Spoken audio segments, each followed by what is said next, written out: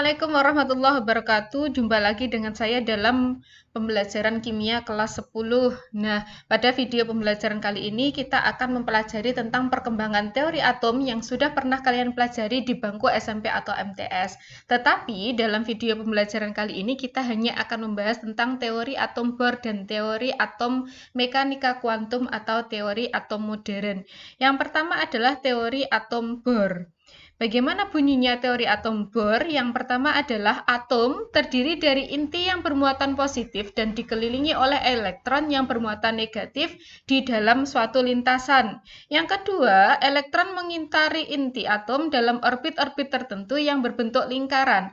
Orbit-orbit ini sering disebut sebagai kulit-kulit elektron yang dinyatakan dengan notasi K, L, M, N, dan seterusnya yang secara berurutan sesuai dengan N sama dengan 1, 2, 3, 4, dan seterusnya. Atau kulit pertama, kulit kedua, kulit ketiga, kulit keempat, dan seterusnya.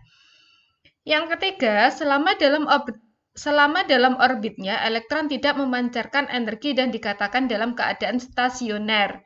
Yang keempat, elektron dapat berpindah dari orbit satu ke orbit yang lain yang mempunyai energi lebih tinggi bila elektron tersebut menyerap energi yang besarnya sesuai dengan perbedaan energi antara kedua orbit yang bersangkutan, dan sebaliknya, bila elektron berpindah ke orbit yang mempunyai energi lebih rendah akan memancarkan energi radiasi yang teramati sebagai spektrum garis yang besarnya sesuai dengan perbedaan energi antara kedua orbit yang bersangkutan. Model atom Bohr digambarkan sebagai berikut, di mana di sini ada inti atom yang bermuatan positif dan dikelilingi oleh elektron-elektron yang bermuatan negatif, dan di sini ada kulit-kulitnya. Ada kulit pertama yang biasa dilambangkan dengan N1, kulit kedua yang biasa dilambangkan dengan N2, dan kulit ketiga yang biasa dilambangkan dengan N3. Nah, di sini elektron menyerap energi foton apabila elektron berpindah dari lintasan bilangan kuantum kecil ke bilangan kuantum besar. Ini contohnya ya, ini adalah elektron di mana dia berada dalam bilangan kuantum kecil menuju ke bilangan kuantum besar. Jika terjadi hal demikian, maka elektron akan menyerap energi foton. Sementara yang kedua, apabila elektron berpindah dari lintasan bilangan kuantum besar ke bilangan kuantum kecil akan memancarkan energi, digambarkan seperti ini. Jadi yang awalnya dia dari bilangan kuantum besar menuju bilangan kuantum kecil, maka dia justru akan memancarkan energi foton. Kelebihan model atom Bohr yang pertama adalah atom terdiri dari beberapa kulit atau subkulit untuk tempat berpindahnya elektron, dan atom membentuk suatu orbit di mana inti atom merupakan positif dan di sekelilingnya terdapat elektron. Yang kedua, teori atom Bohr dapat menjelaskan tetapan Rayberg untuk garis spektra emisi hidrogen. Sementara kelemahan dari teori atom Bohr yang pertama adalah melanggar asas ketidakpastian Hensberg karena elektron mempunyai jari-jari dan lintasan yang telah diketahui. Yang kedua, lemahnya penjelasan tentang prediksi spektra atom yang lebih besar. Yang ketiga, tidak dapat memprediksi intensitas relatif garis spektra. Dan yang keempat, tidak dapat menjelaskan efek Zeeman. Selanjutnya adalah teori atom mekanika kuantum. Model atom mekanika kuantum didasarkan pada teori, yaitu yang pertama, teori dualisme gelombang partikel elektron yang dikemukakan oleh de Broglie pada tahun 1924. Yang kedua, azas ketidakpastian yang dikemukakan oleh Hensberg pada tahun 1927. Dan yang ketiga adalah teori persamaan gelombang oleh Erwin Schrödinger pada tahun 1926. Teori dualisme gelombang partikel menyatakan bahwa elektron dapat bersifat sebagai gelombang maupun sebagai partikel. Prinsip ketidakpastian Hensberg menyatakan bahwa tidak mungkin dapat ditentukan kedudukan dan momentum suatu benda secara seksama pada saat bersamaan. Yang dapat ditentukan adalah kebolehjadian menemukan elektron pada jarak tertentu dari inti atom. Yang ketiga adalah persamaan gelombang, yaitu suatu persamaan yang dikembangkan oleh Erwin Schrödinger untuk mendapatkan fungsi gelombang yang menggambarkan batas kemungkinan ditemukannya elektron dalam 3 dimensi.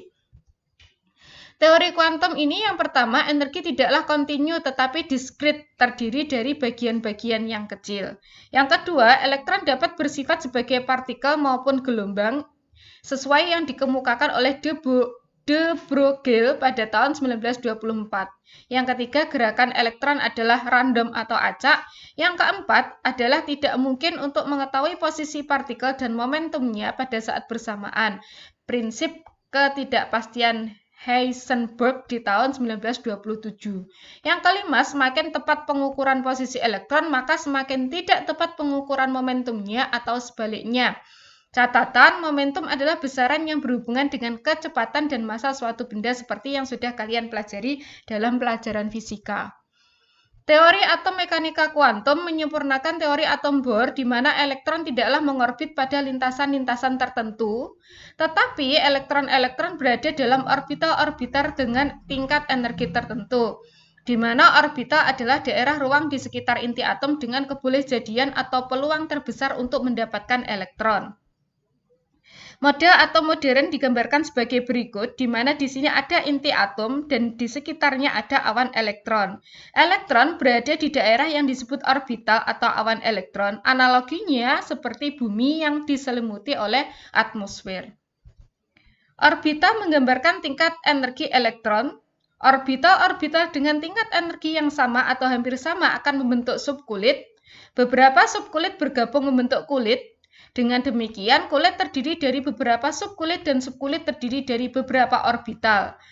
Walaupun posisi kulitnya sama, tetapi posisi orbitalnya belum tentu sama. Ini akan kita pelajari lebih lanjut pada bab berikutnya, yaitu konfigurasi elektron. Perbandingan atom Bohr dan atom modern yang pertama, pada atom Bohr, elektron bergerak dalam lintasannya yang berbentuk lingkaran, sementara pada model atom mekanika kuantum, elektron bergerak dalam orbital dengan melakukan gerak gelombang.